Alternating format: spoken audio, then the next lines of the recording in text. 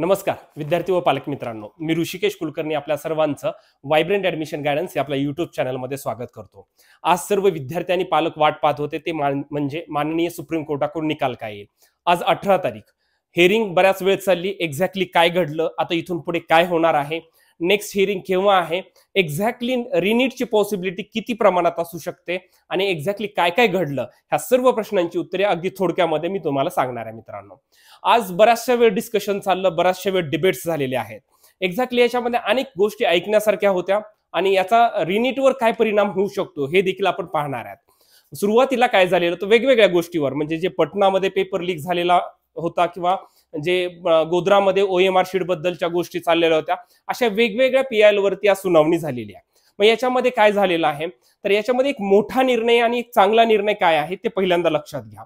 याच्यामध्ये काय सांगितले माननीय सुप्रीम कोर्टाने, NTA ला असं सांगितलेलं आहे की सर्व विद्यार्थ्यांचा रिझल्ट, जो नीटचा रिझल्ट आहे, साधारणतः 23.5 लाख विद्यार्थ्यांचा नीटचा रिझल्ट आहे, तो सर्व विद्यार्थ्यांचा नीटचा रिझल्ट हा ऑनलाईन वेबसाईट वरती, NTA वेबसाईट वरती डिस्प्ले करण्यासाठी सांगितलेला आहे।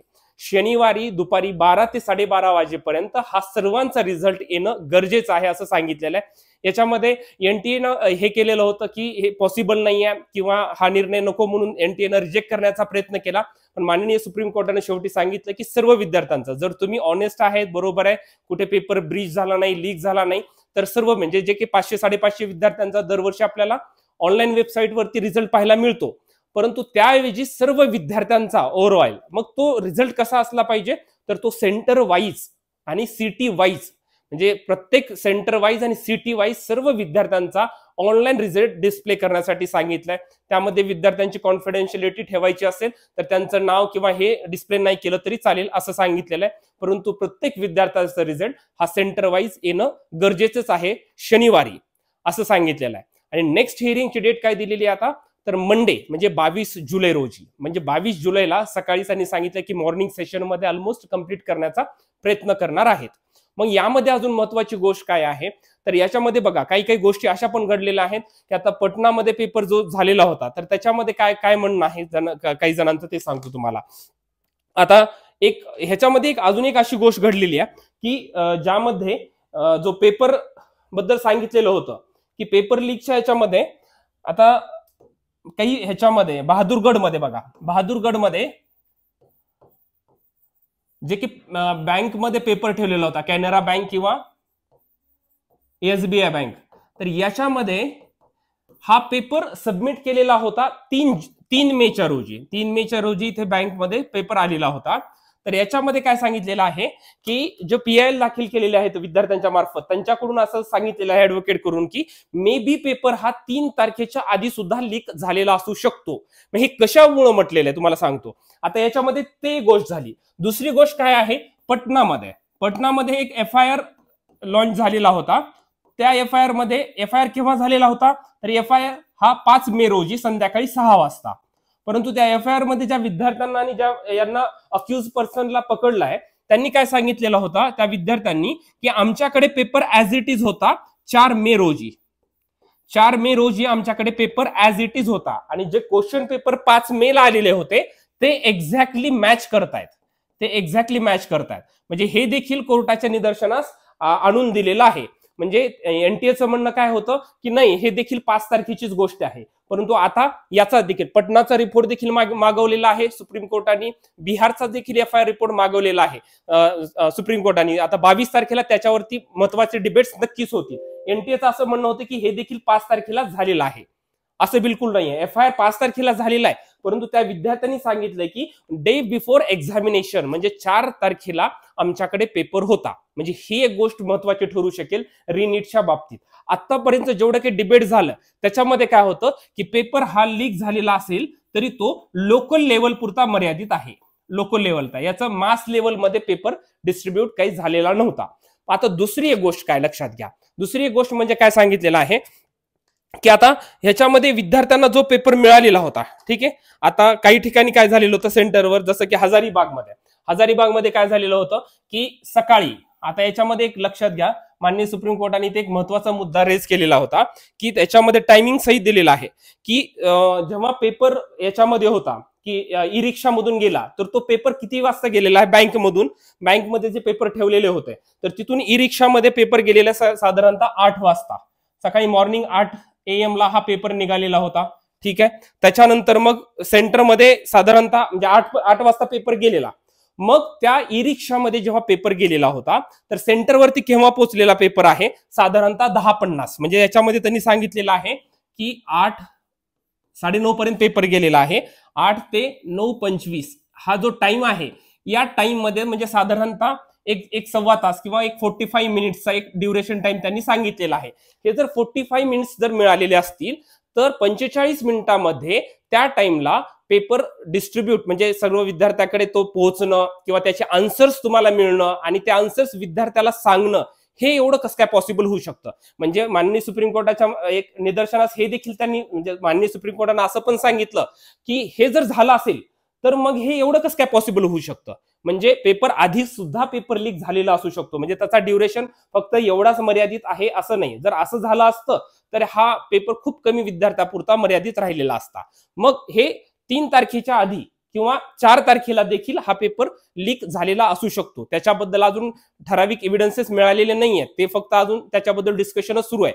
परंतु हा देखील एक मुद्दा होता की याच्यामध्ये एवढ्या 45 मिनिट्स किंवा 1 आवर मध्ये त्या विद्यार्थ्यांना कसं काय एवढं समजलं. तर त्याच्यामध्ये जे NTA कडून जे सांगण्यात आलेलं होतं की त्याच्यामध्ये असं त्यांच्या रिपोर्ट CBIच्या रिपोर्टमध्ये असं आलं की त्याच्यासाठी वेगवेगळे 7 सॉल्व्हर होते, 7 जण. त्यांना प्रत्येकाला वेगवेगळे क्वेश्चन डिवाइड करून दिले होते आणि त्यांनी ते आन्सर्स तयार केले आणि मग ते विद्यार्थ्यांना सांगितले. मग काही ठिकाणी काय झालेलं होतं सेंटरमध्ये, काही सेंटरवरती NTA हे देखील सांगितलं, काही सेंटरवरती असं झालं की ते विद्यार्थी म्हणजे काही अलाइज पर्सन जे होते, काही लोक हे सेंटरवरती लवकर गेले, पोहोचले. सेंटरवरती पेपर आल्यानंतर ते CCTV कॅमेऱ्यामध्ये पण आलेलं आहे. पेपर आल्यानंतर त्या पेपरचा त्यांनी काय काढले, फोटो काढले आणि ते फोटो काढल्यानंतर त्याच्या थ्रू पेपर लीक पण झाला असं त्यांचं म्हणणं आहे. मग तो ड्युरेशन हा कमी आहे, म्हणजे तो लोकल लेव्हल पुरताच त्या सेंटर पुरताच मर्यादित होता. जसं की OSC स्कूल आहे, OSC स्कूलमध्ये अशा गोष्टी घडल्या, त्यांचा फोटो काढला आणि मग त्या विद्यार्थ्यापर्यंत त्यांनी ठराविक विद्यार्थ्यापर्यंतच तो पेपर दिला. त्याच्यामध्ये असं पण म्हणणं होतं की ज्यांनी पेपर लीक केलाय ते सुद्धा हा विषय ग्राउंड लेवल पुरता मर्यादित ठेवायचा. ऑनलाईन जे ई मीडिया किंवा सोशल मीडिया आहे त्याच्यावरती पेपर सर्क्युलेट करायचा नाही, कारण की तो जास्त विद्यार्थ्यापर्यंत पोहोचेल आणि मग सर्व पकडले जाण्याची शक्यता जास्त होऊ शकते. त्याच्यामुळे ते देखील गोष्ट लिमिटेड होत्या, याचं देखील डिस्कशन आज कोर्टमध्ये झालं. त्यामुळे इथं सुद्धा लिमिटेड विद्यार्थ्यापर्यंतच पेपर गेलेला आहे असं देखील म्हणणं आहे. ठीक आहे, म्हणजे अशा पद्धतीने झालंय. दुसरं गोध्रामध्ये जे OMR झालंय त्याचा देखील मेन्शन केलेलं आहे.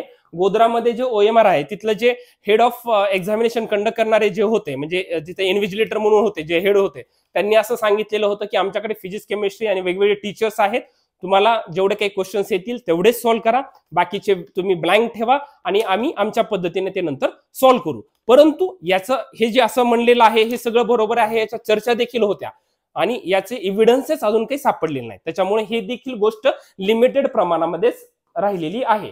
म्हणजे आपल्याला गोध्रामध्ये जे नाव होतं त्याच्यामधून काही एव्हिडन्सेस मिळाले नाहीत. सध्या कन्फ्युजन आहे पटना, बहादूरगड किंवा अशा OSC स्कूलमध्ये, इकडे अशा ठिकाणी हजारीबागमध्ये वगैरे थोडंसं त्या पुरतच विद्यार्थ्यापुरतं मर्यादित आहे. परंतु खरंच किती विद्यार्थी त्या सेंटरला होते, किती विद्यार्थ्यांनी तो देखील डेटा मागवलेला आहे. त्या सेंटरमधून किती विद्यार्थ्यांनी पेपर दिलेला आहे, त्यांना किती विद्यार्थ्यांना किती मार्क्स पडलेले आहेत, आता ओव्हरऑल तो रिझल्ट सर्वांसोबत डिस्प्ले देखील होणार आहे. परंतु याच्यामध्ये काय होईल, याच्यामध्ये रिनीट होण्याचे चान्सेस किती आहेत, तर याच्यामध्ये रिनीट होण्याचे चान्सेस हे खूप कमी आहेत, अगदी कमी आहेत.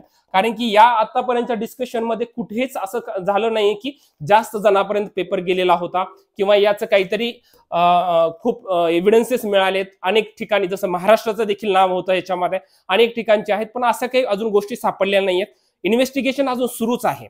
आज काही एम्स मधल्या, काही कॉलेज मधल्या, पटना मधल्या काही विद्यार्थ्यांना देखील पकडलेलं आहे, जे की आता डॉक्टर म्हणजे पुढे MBBS शिकत होते, त्यांच्या काही विद्यार्थ्यांना CBIनं पकडलेलं आहे. ते इन्व्हेस्टिगेशन चालू आहे.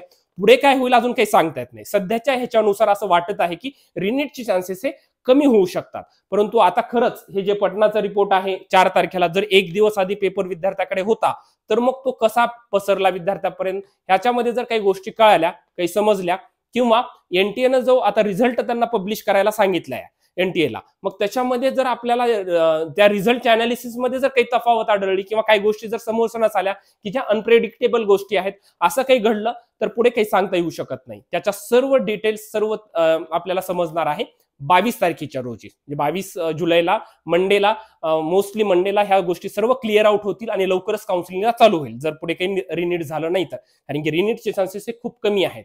याच्यामध्ये अजून एक गोष्ट सांगितलेली आहे, माननीय सुप्रीम कोर्टाने NTA विचारलं की तुम्ही फीस किती घेतात विद्यार्थ्याकडून फॉर्म भरण्यासाठी. जसं की आता ओपन कॅटेगरीला 1700 फी होती, असे 23.5 लाख विद्यार्थ्यांच्या काही कॅटेगरीला, दुसऱ्या कॅटेगरीला कमी होती.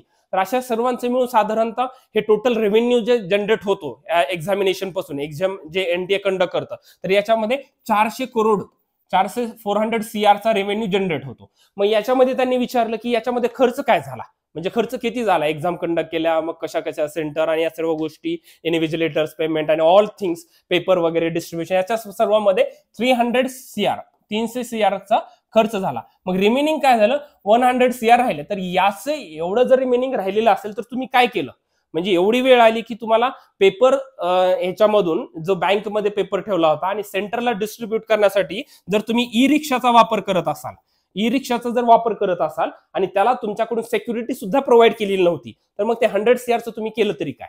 अगदी बरोबर आहे, जर तुमच्याकडे एवढा रेव्हेन्यू जनरेट होतो, एवढे अमाऊंट शिल्लक राहतात, विद्यार्थ्याकडून तुम्ही एवढे पेमेंट घेतात, तर त्या पद्धतीनं तुम्ही देखील प्रोटेक्शन देणं किंवा व्यवस्थित पद्धतीने एक्झामिनेशन कंडक्ट करणं, हे देखील NTA ची तेवढीच जास्त जबाबदारी आहे. अशा अनेक गोष्टी निदर्शनास माननीय सुप्रीम कोर्टाने आणून दिलेल्या आहेत. ओव्हरऑल याच्यात काय होतं, आपल्याला 11 जुलैला वाटलं होतं की काहीतरी आउटपुट येईल, त्याच्यानंतर 18ला पण झालं नाही, फक्त डिबेट्सच घडलेत. साहजिक आहे, कारण की खूप मोठा विषय आहे. आणि आता मंडेला असं वाटत आहे की मोस्ट प्रोबेबली मंडेला 22 जुलैला सर्व आपण कन्क्लुजन साठी येतो आणि त्याच्यातून काय ते फायनल निर्णय नक्कीच येऊ शकेल असं वाटत आहे. तोपर्यंत महत्त्वाचे अपडेट्स काही आले तर मी नक्कीच तुमच्यासमोर घेऊन येतो. असेच महत्त्वाचे व्हिडिओज पाहण्यासाठी आजच आपल्या वायब्रंट ऍडमिशन गायडन्स या आपल्या YouTube चॅनलला सबस्क्राईब करा आणि जास्तीत जास्त विद्यार्थ्यांपर्यंत हे व्हिडिओज पोहोचवा मित्रांनो. Thank you so much.